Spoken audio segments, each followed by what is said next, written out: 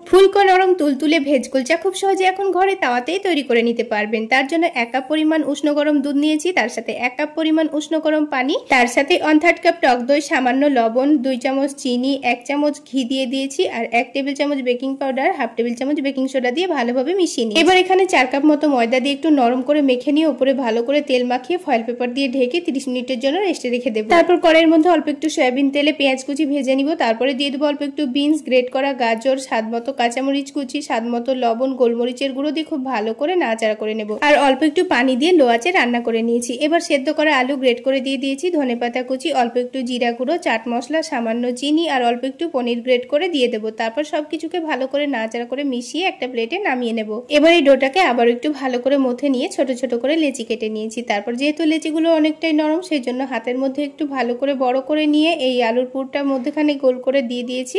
আর ওপর থেকে একটু গ্রেট করা গাজর আর ধনেপাতা কুচি দিয়ে একটু ভালো করে চেপে বড় করে দিয়েছি। তারপর হালকা গরম তাওয়ার উপর উল্টে পাল্টে সেকে নিয়ে ওপর থেকে একটু বাটার লাগিয়ে ভালোভাবে সেকে তুলে নিয়েছি। এই তো তৈরি হয়ে গেল নরম তুলতুলে কুলচা। খেতে কিন্তু দারুণ হয়েছিল।